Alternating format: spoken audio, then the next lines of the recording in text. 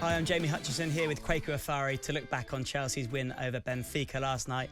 And after recent results, Kweku, it felt like an important win, didn't it? Yeah, huge win. I was on the talkSPORT Goal Show watching the game and giving my thoughts on it. And what I wanted to see was just game management.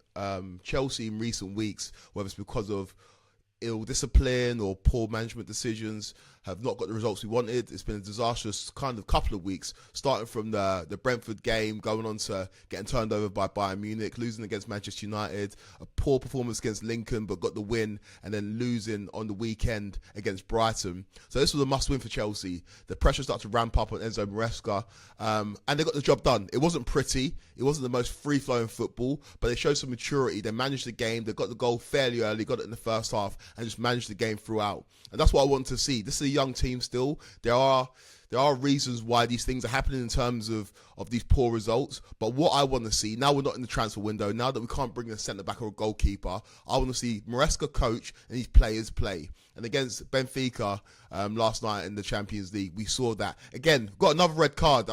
Every single game Chelsea play seems to be another player getting sent off. This time it was João Pedro, a second yellow for a high foot. But generally, Chelsea managed the game in an emotional environment, the return of Jose Mourinho, and we can kick on from there. We're now on the board in the Champions League, and I expect us to qualify out the group phase.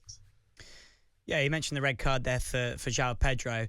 Do you think, can we put any of this on the manager, or the red cards? Is it his job to sort of sort out their discipline problem? Or are you thinking, well, these are the players making these mistakes and they need to look at themselves and stop putting themselves in positions where they get these red cards? It's a bit of both, really. Maresca can't control the fact that João Pedro raised his foot and he didn't make contact with the Benfica player, but it was a reckless challenge and it was a second yellow. Maresca can't necessarily control that, but he can control the feeling in the dressing room. He is the manager. He's the leader of the group. And I think that's part of the reason why Chelsea are struggling when it comes to ill discipline. It's the lack of leadership in the dressing room. It's the lack of somebody to look to in terms of making the right decisions at the right time. And these red cards have been costing Chelsea. Luckily, last night against Benfica, it didn't. But say Chelsea would have conceded a late equaliser, then we're pointing to another moment of ill discipline that's cost Chelsea points in the major competition. So Maresca needs to look at himself, maybe have a word with the team, but the team also needs to find it within themselves to manage moments. And that's what football's about. Football's a series of moments that you have to manage. And the best teams do that consistently. Chelsea don't. And this is not me saying that Chelsea are finished or Maresca can't turn things around, but there are things that need to change, and that getting red cards game after game after game is not sustainable. Yeah, and how did you feel about the return of Jose Mourinho? Obviously, he went down the touchline when Enzo Fernandez was getting a bit of abuse and getting stuff thrown at him from the Benfica fans. Nice to see him back at the Bridge. Yeah, I've said it so many times, he's my favourite person in football. Zola's my favourite player, but Mourinho's my favourite person. Shaped the way that I've viewed football. He's Chelsea's greatest ever manager. He's one of the greatest managers in the history of football, which I think's forgotten about because this last chapter of his career hasn't been as successful.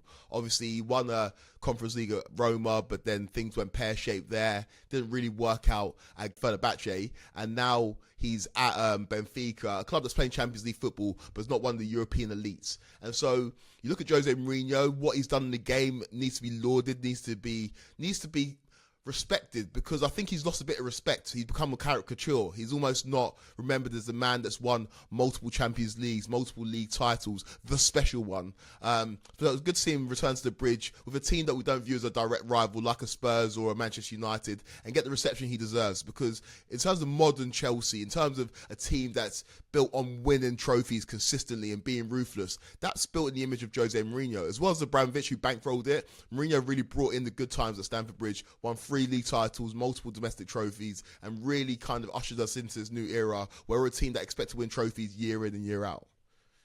Yeah, let's get on to some of the performances then. Let's talk about the wingers, because obviously it's been a busy window with wingers going out the door at Stamford Bridge and coming in.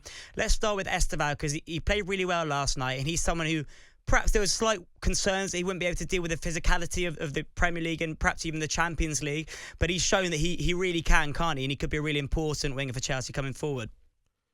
Yeah, we're going to have to rely on him going forwards, just especially since Cole Palmer's out. Big game against Liverpool on the weekend at Stamford Bridge. And He's a player that's still really young. You rarely see players come directly from the Brazilian league and settle into the Premier League straight away. There's still some areas of his game that he needs to improve. Of course, the physicality is something that everyone talks about. He's still a kid.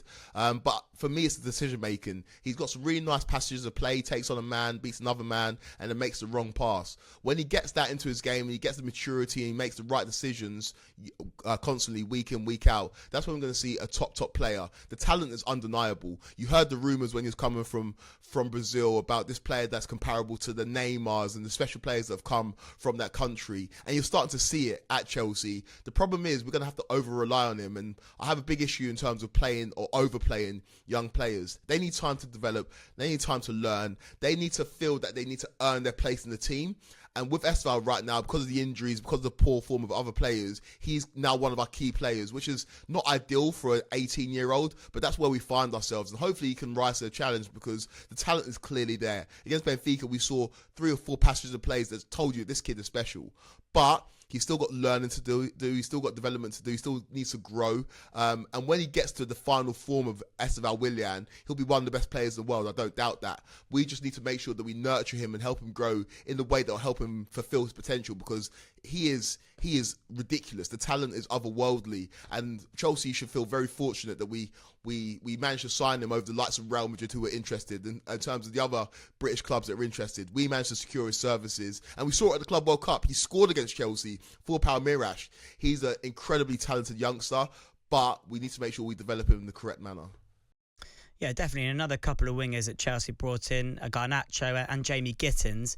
What have you made of Gittins' start? Because obviously coming to the Premier League, it's a different thing to the Bundesliga. No goals or assists yet, but obviously that doesn't tell the whole story. But just generally in his game, what have you seen from him? Do you think he needs time to adapt? How have you felt about that signing? I always felt that Jamie Gittins was going to be a squad player for Chelsea. If we are in 2025 and we're relying on Jamie Gittins to get us wins, then we're in a bad situation. It's not been the best of starts for him at Chelsea. It's been a difficult environment for him to come into, maybe not played consistently. He's been on the bench and then starting, but it's not been amazing, if I'm being honest. He's a talented youngster, but not at his final form. And that's what we're going to say about a lot of these Chelsea players, right? They're young. We've got a clear model where we don't sign players above a certain age. So they have to develop together. They're a young squad and he's a young player. But I want to see improvements in performances. He's not been good. And we need him to be good, right? And we can rely on Pedro Neto. He's a bit more experienced, got that Premier League track record. But Jamie Gittins hasn't. And so there's going to be peaks and troughs when it comes to his game. But I just want to see a bit more consistency. We brought him in to take on his fullback. We lost that with Noni Madueke, who went to Arsenal.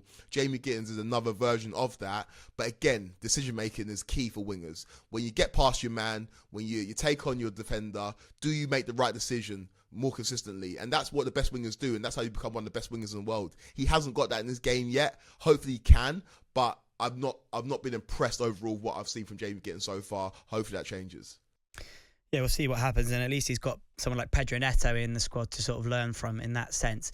Let's look ahead to the weekend then, Kweku, because a huge game against Liverpool. I know you had your eye on that one as well, in talkSPORT goals yesterday, and it feels like after back-to-back defeats for them, it's probably quite a good time to play them on Saturday, isn't it? Maybe, but then you always have that wounded animal complex where Liverpool go into this international break, obviously after the game against Chelsea, hopefully for their point of view, top of the league, and they can't afford to lose 3 games in a row. I know Liverpool fans will argue with you and say, but we're top of the league, does that matter? If we're not playing well, that's a sign of champions. But in their last 2 games, they haven't won. Lost against Palace, lost against Galatasaray in the Champions League, and now they're on the brink of losing 3 games in a row. Last season, Chelsea beat Liverpool at Stamford Bridge, and again, people could point to the fact that Liverpool had already won the league, they were on the beach, and that's all well and good. But you can argue that ever since Liverpool have won the league, they've not been good. And so this is a perfect opportunity for Chelsea to capitalise, but have to be wary that this is a Liverpool team that are wounded, that will want to make a statement before the next international break. And so it's going to be a good game. It always is between Chelsea and Liverpool. And I think Chelsea got a chance in this game. I'm not saying that we're going to win it, but this is a Liverpool team that's shown vulnerabilities. This is a Liverpool team that get caught in transition. And one thing that Chelsea can do, if they put their mind to it, is catch teams on transition. Got some fast players who are good with the ball at their feet. It's about decision making, and when that chance comes and when it avails itself, you've got to take the opportunity, because Liverpool won't give you too many of those. Alisson missing is huge.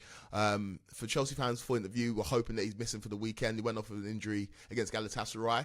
I think it's been confirmed now that Alisson will be missing at the weekend. So yeah, perfect for Chelsea.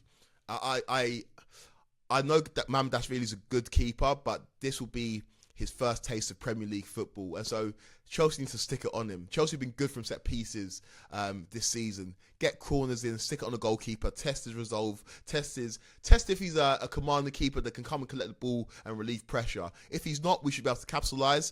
And even though we've not been great, I go into this Liverpool game with a little bit of optimism, and maybe that's riding off the back of the win in the Champions League last night. But it's a Liverpool team that can get got at, and I expect us to do that on Saturday. Yeah, does it feel a little bit like there's two teams here who haven't been playing their best football, but Liverpool so far have been able to get over the line up until these back-to-back defeats? And it reminds me a bit of Chelsea at the back end of last season, when they were just getting over the line despite not playing very well. And obviously since this season started, perhaps partly because of the red card, Chelsea haven't been able to get over the line. But that result last night perhaps shows that, it's that spirit and that character which Chelsea need to show on Saturday, don't they? Yeah, spirit and character is almost everything in the Premier League. And I've criticised Liverpool saying they're not playing very well, but they have showed spirit and character in their previous 5 or 6 Premier League games to get over the line. And that's what you're going to need. In these big games, it's very, very fine margins, and it's about whether you've got that resolve, where you've got the ability to manage the game in certain moments where it's tough, you've got your backs against the wall. And that's what I need to see from Chelsea on the weekend if we're to get anything from a game in which we're playing the champions of England, right? Let's not forget, despite their poor performances this season, Liverpool have won every Premier League game bar one, and they go into this game top of the league. And so we need to be on our P's and Q's. But I think if we play our best football, manage the game, keep our heads, then there's no reason why we can't take advantage of Liverpool's vulnerabilities, because like we've seen in the previous games, not just in the league, but in the Champions League and the League Cup against Southampton, Liverpool can get got at, and they do concede goals. So let's see if we can capitalise, and hopefully for Chelsea fans who are travelling to Stamford Bridge on Saturday, it'll be a joyous occasion, because there's nothing better than beating Liverpool. That rivalry was established in the Jose Mourinho era. The teams are diametrically opposed in terms of their fan bases, in terms of everything. And I would love nothing more than to put a dent in their title hopes, as well as getting 3 points on the board and continuing our charge to qualify for the Champions League this year. Yeah, it should be a great game. Thanks a lot, Kweku. Inside Chelsea will be back after that Liverpool game, and we'll see you then. Say it, Kweku. Up the Chelsea.